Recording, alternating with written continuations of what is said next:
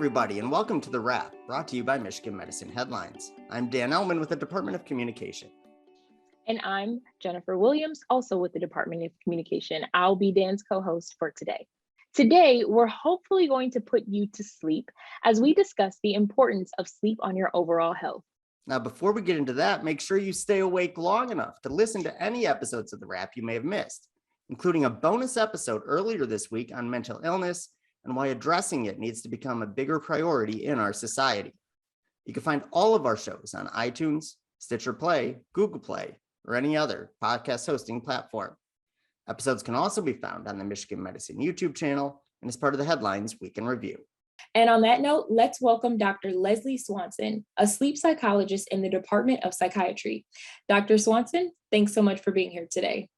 Hi, Jen. Hi, Dan. Thanks for having me on today. And I'm really pleased to be talking about my favorite topic in the world, which is sleep, but also hopefully not to put anyone to sleep during this podcast. That's also my goal. Well, yes, the goal is to put them to sleep afterwards, right? Afterwards, not right now. Exactly. To encourage naps. Like, oh, you know what? I'm going to go take a nap. I can encourage naps, yes, after this is done. Now, World Sleep Day was celebrated last week. Why is sleep so important to our health?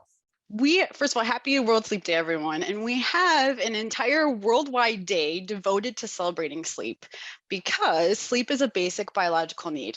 It's like our need to eat food, our need to drink water, our need to breathe oxygen, but we don't treat it that way, I think. As a society, we tend to treat it like something that's optional. And so we have a day to recognize the importance of sleep, but it is something that we hopefully are doing every night. And the reason why we're hopefully doing it every night is because our bodies don't function well and our brains don't function well if we're not getting good sleep. There are many specific biological processes that can only occur during sleep. So these are things like boosting our immune system, repairing our cells, balancing metabolic hormones, which control appetite and weight. It helps to take the trash out in our brains. It helps us to form new pathways for learning, helps us to process emotions, along with many other things. My husband knows firsthand that if I don't get my sleep, then we may not have a good day. You get cranky? Oh, yes. Yes. So what trends have you seen regarding sleep across the pandemic? In general, what I've seen is that it depends on whether someone is a frontline worker and they have to be working outside of the home or if they're working from home. We did a study recently led by one of my colleagues, Dr. Deirdre Conroy, where we surveyed people who are working in the healthcare field to see what was going on with their sleep and what changes had occurred in their sleep before and after the pandemic started. And not surprisingly, we found that people who were working outside of the home were sleeping less and were working more hours. People who were staying at home and working from home were actually going to bed later, waking up later, and sleeping more. And in general, I think what we're seeing is that for people who are able to work from home, they're sleeping closer to when their natural body clock wants them to sleep, as opposed to what the clock on the wall says. And that can be good for some people, especially night owls, to be able to have that flexibility. At the same time, we're also seeing a lot of people experiencing insomnia and difficulty with sleep because the pandemic is stressful. And that's certainly impacting people's ability to get good night's rest when they're stressed. All right, now we want to encourage peace in Jen's home. So what are some of the tips you most often give to patients who are struggling to get enough good quality sleep? You know, what are some behaviors that are the low-hanging fruit that we could try even tonight? Yeah, I think the first thing is to take a look at how much time you're devoting to sleep. Are you giving yourself enough opportunity to sleep? And if that's not the case, find ways to build in more time to protect your sleep. If that is the case, if you are giving yourself enough time to sleep, there's a few things that you can do that may help you to have better quality sleep. The first thing is to keep a fixed wake time 7 days a week. So every day of the week, waking up at the same time and getting into light, ideally sunlight. But if you can't get into sunlight, turn all the lights on in your house so that you're getting good bright light first thing after you wake up. And that really helps to send a strong signal to the body clock that it's time to be awake. And that helps it to keep time then so that you're ready for bed when you want to be or need to be. And I know that's not a popular thing to say. Don't turn the lights on. But yes, turn the lights on and don't deviate more than an hour on the weekends if you do sleep in. So keeping that wake time fixed is important. The other thing, if we're talking about light, is to be careful about light at night. We know that one of the things that helps us to sleep is our brain secreting the hormone melatonin. That's called a darkness hormone or a night hormone because it can only be released in dim light. So to prime our brains and our bodies for sleep, we want to be in dim light about 90 minutes before our desired or habitual bedtime. This means you have to be careful also about using light emitting devices like tablets and phones. If you have to use them, dim them all the way down to the lowest possible setting. You could also think about getting a relatively inexpensive, I think they're $10 or $12 pair of blue blocking glasses. You want to look for one that has an amber or orange lens and that wraps around your eyes so that it covers up most of your eye area with the lens. And that can help so that you're not getting bioactive levels of light too close to bedtime. A few other things to consider is to not go to bed until you're sleepy, because we can't force ourselves to sleep. It's not a switch that we can turn off and on. If it was, I wouldn't have a job. So wait until you're sleepy and then get into bed. And try to build in a buffer zone, what we call a wind down time, about an hour before you go to bed, where you're not working, you're doing something quiet, you're doing something relaxing. We're not built to go from 60 miles an hour to 0. And that buffer zone can help us get to a place where we're more relaxed and able to fall asleep. And then a final tip I have is to not try to sleep. So if you're having trouble sleeping, get out of bed and go do something else, quiet, relaxing, dim light, and don't go back to bed until you're feeling sleepy. Again, we can't force ourselves to sleep. And when we try to sleep, it can actually make things worse and keep us awake. A lot of people at Michigan Medicine work a variety of different shifts. For someone who might be outside of the classic 9 to 5 or on different shifts on different days, like what is the best way to approach sleep? Shift work can be really challenging for sleep, and it can be a major issue for someone who's working, especially rotating shifts where it's not a consistent shift. Let me start off by saying, in an ideal world, if you are a shift worker, you'd be sleeping on the same schedule, regardless of whether or not you were working a shift, but I know that's not always possible. So when that's not possible, what we recommend is that people try to do gradual shifts. So not shifting their time in bed by more than an hour per night when they go back on shift, if they have a few days off of shift. Or to try something that we call anchor sleep, which is to keep a 4-hour block of sleep consistent 7 days a week. And that can help because it's hard for our circadian system to do huge shifts beyond that period of time. If none of that is possible, and that may be the case for some people, think about ways to make your sleep environment really clean. And that means really dark, wear an eye mask. I'm a big fan of darkening shades on the windows, earplugs, white noise machines so that you're not hearing the noises outside, and make your bedroom as cool as you can make it. You want to pay attention to light. So on your way home from work, if you're hoping to sleep soon after, wear really dark sunglasses. Think about those blue blocking glasses those might help. So really minimizing light on your way home from work. Sometimes a small dose of melatonin between 1 and 3 milligrams can help people who are shift workers to sleep.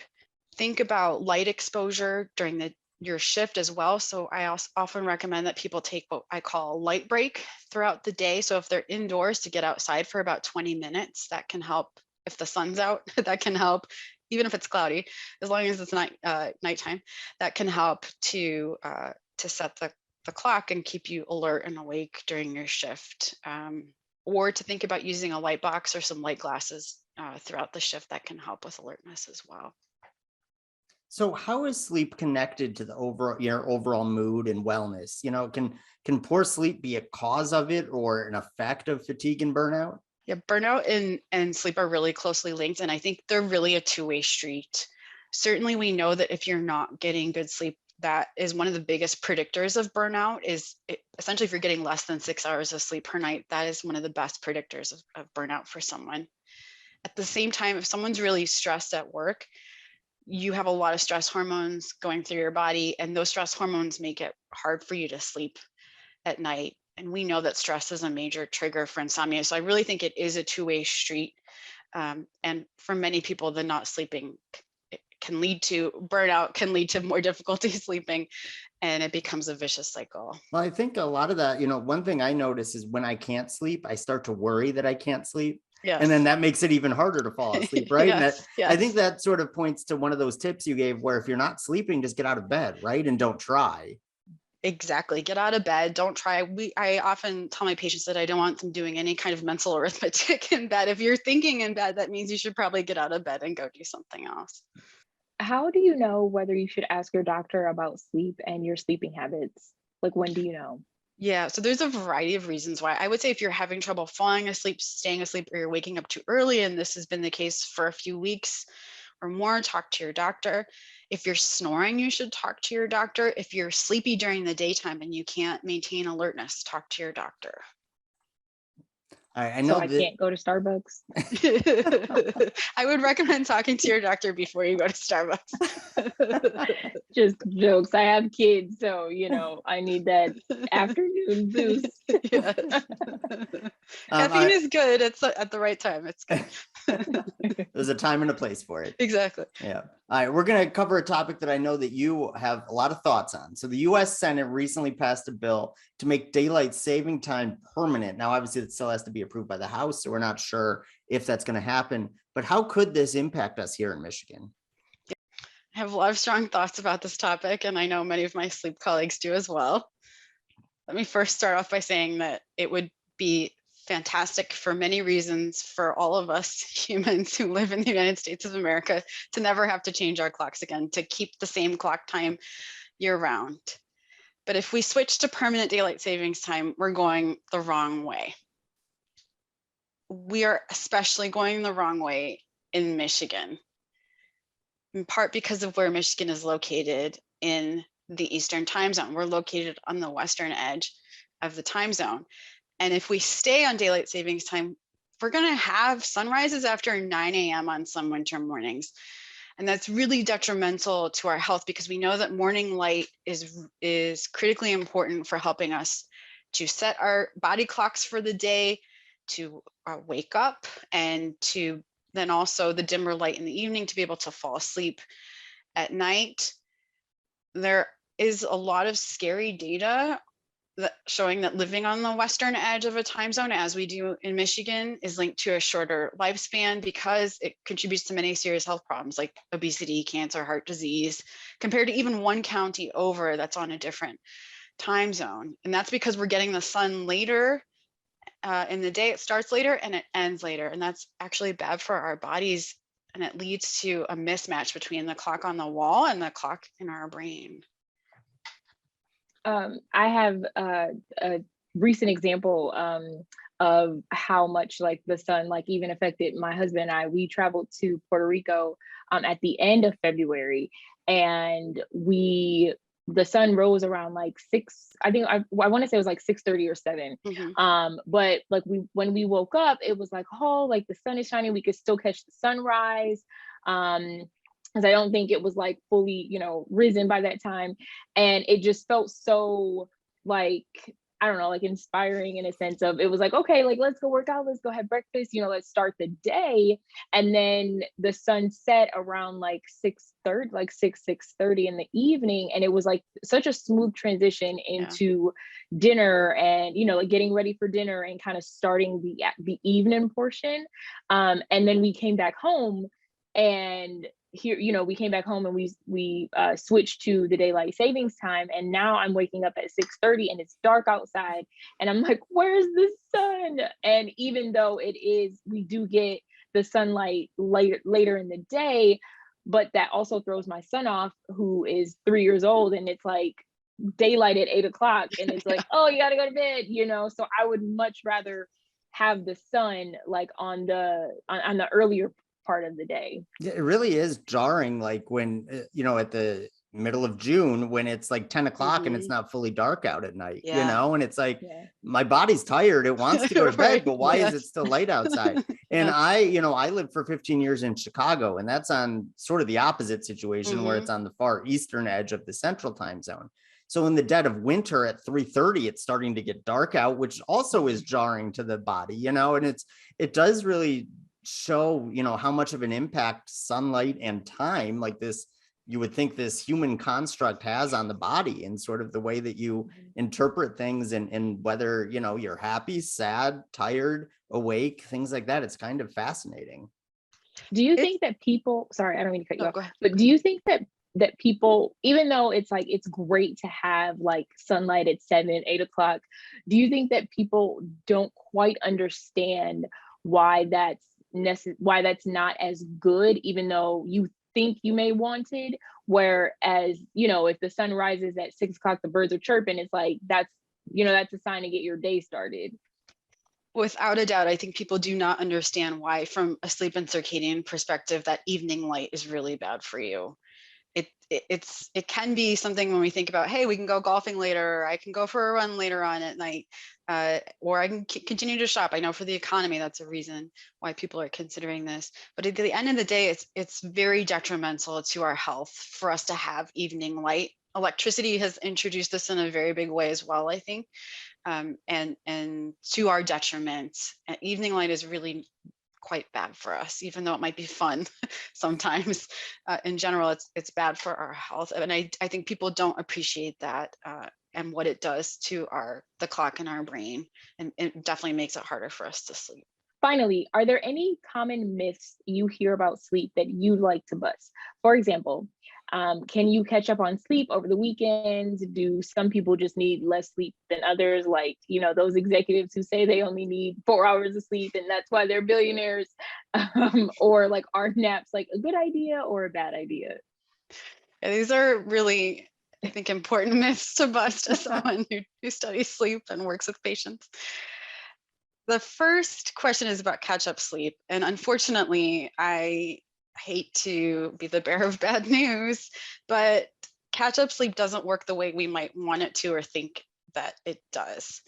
In theory, it's possible to catch up on sleep if you're deprived of sleep, but for every 1 hour of sleep debt, you have to have 4 nights of sleep to make up for it. So it's not a one-to-one relationship.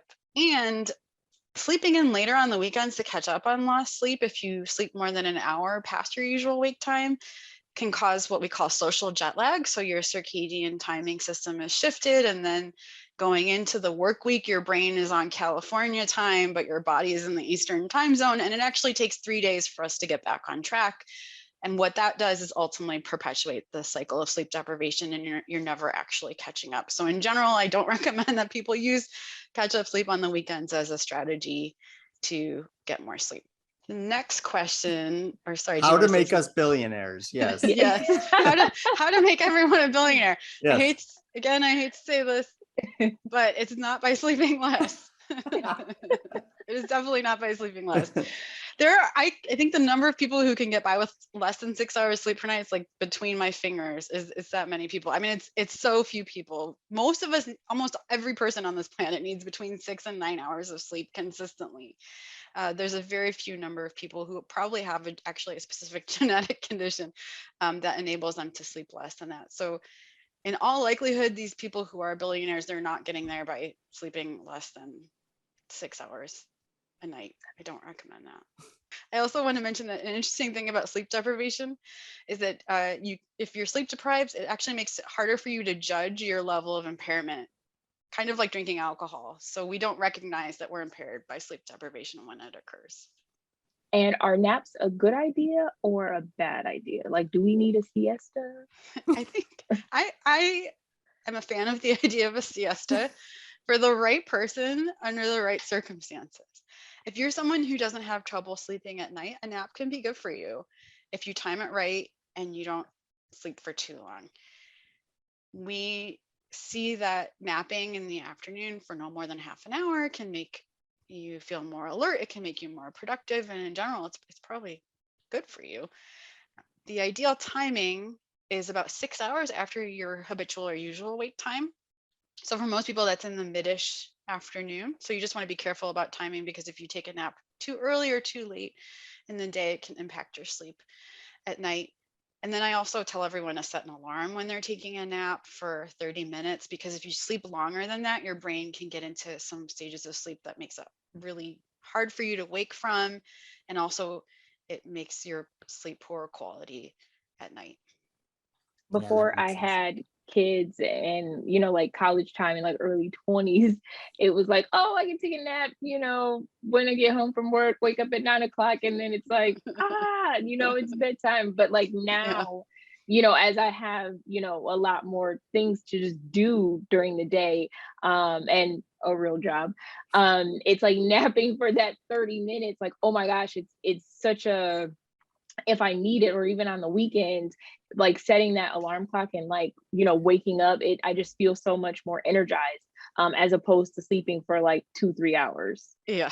Yeah, I feel Yeah. more sluggish if I do that. Yeah. Yeah. Yeah. Yeah. 'Cause then your brain's getting into the deep stages of sleep, and that your brain doesn't like to wake up from that stage of No, sleep. It's it gets hard. mad at Yeah. you. Yeah, exactly. All right. Well, thank you so much, Dr. Swanson, for giving us these tips and information about sleep. But your work isn't quite done yet. Every week, we get to know our guests a little bit better by asking them 4 quick fire questions as part of the lightning round. So, you ready to go? Let's go. All right. So we've talked a lot about sleep. So what's your favorite way to wind down at the end of a long day? I really like to read, and lately I've been reading hard copy books. So for a while I was using my iPad to read, and then I thought, I'm spending so much time on a screen during this pandemic. Let me actually buy physical books. So reading with a book and a book lamp so that I'm not getting overhead light into my face is my favorite way to wind down at night. I like it. All right. Now, Jen just recently talked about her vacation back in February. What would be your dream vacation? That's a really good question, and I'm going to sound very provincial when I answer this question, but I love the Upper Peninsula of Michigan. I'm not a native Michigander, but I discovered the Upper Peninsula when I moved here, and it is, to me, one of the most amazing places on the planet. Last summer, we went to Tequamanon Falls for the first time, and it was amazing. Yeah, So, it's an highly incredible recommend. place. Yeah. Both the University of Michigan men's and women's basketball teams have been participating in March Madness for the past week or so. Are you interested in sports? And if so, what's your favorite sport? And if not, what's your favorite hobby? My favorite sport is college football. That's actually the only sport that I watch. I went to graduate school at the University of Alabama, so I roll Tide, but Oof. I work for University of Michigan, so I also go Blue. Those two things can go together. They almost But came together in the playoff this year. I know. Sadly, they didn't. Let's not talk about that. I prefer when they don't play each other. That's Yes, better. fair enough. All right, finally, it's we're wrapping up Recognition Month. Who would you say has been your biggest mentor or supporter in your career? I have to give a shout out to Dr. Todd Arnett, who is the co-director of the lab in which I work, which is the Sleep and Circadian Research Laboratory. He has been my mentor since I started my postdoctoral fellowship in 2007, and he's just been a fantastic all-around mentor in terms of making sure that my career is progressing, but also that personally I'm doing okay, especially as the pandemic has started. So I want to give him appreciation. Awesome. Thanks again, Dr. Swanson, for participating in our lightning round and for sharing your knowledge about sleep. If you want to learn more about the importance of sleep, visit mmheadlines.org. That's mmheadlines.org. While you're there, check out other featured stories from this past week. For instance, there was a look back at Match Day and a celebration of child life at Michigan Medicine, which recently celebrated its 100th anniversary. Find all that and more at mmheadlines.org. Okay, Daniel. So we asked Dr. Swanson how she likes to wind down at the end of the day. What's your best way to relax after work? So I would want to say, like Dr. Swanson said, reading, but I haven't really been able to get into the habit of it. And I really want to. I love doing it. But the problem is, I think with me is like, I read nonfiction pretty much exclusively. And it's just sort of, it's very heavy or very dense and things like that. I'm reading 600-page biographies and things like that. So it's just hard to sort of get into the rhythm of it. So I would say I want to do that. I tend to, my wife and I love watching like documentaries on TV. So we'll do that a lot at night. And we had for a while during the pandemic gotten into true crime. But so what we would do is we would watch true crime and then we would cleanse our palate a little bit with like an episode of like Golden Girls or Mary Tyler Moore or something like that, sort of like a fun classic sitcom. So that's sort of the what we like to do sort of on a daily basis. What about you? Um, some days, my husband and I are like catch up on our shows. So we'll spend a couple hours kind of watching TV. And then other days it's more so like getting the kids to bed, kind of getting in my bedtime routine, like shower, brush teeth. I may or may not pick up a book depending on how tired I am. But now after this conversation today, I don't know, we might like light a candle and, read a book and, really like take advantage of this wind down time for, she said 90 minutes. So I don't know. I'll talk to my husband about it and see how we can kind of, create the environment to get like better sleep. Yeah. Dr. Swanson, do you ever feel pressure to like have the perfect like bedtime routine, like as a sleep That's what doctor? I'm thinking now. I'm like, oh my gosh. Like you have to follow your advice, right? I get that question a lot, and I have to say I keep my sleep hygiene really clean because I know the difference it makes, and I'm sort of nerdy and kind of embarrassing that way, but my sleep hygiene is really good. That's awesome. All right, well, it's time for the weekly trivia contest. Last week, we asked listeners, what day was Giving Blue Day held at the University of Michigan? The answer was March 16th. Congratulations to Sharon Mikos, who sent in the correct answer. Now for this week's question, here's Jen. This week's question is, how many UM medical students learned their residency destination on match day? Once again, how many UM medical students learned their residency destination on match day? You can find the answer in this week's headline story, and once you know it, send it to headlines@med.umich.edu for the chance to win a prize. That's all the time we have for this week. Thank you, Dr. Swanson, for joining us. And thanks, as always, to all of our listeners and viewers for everything you do for patients, families, and each other. We'll see you next week.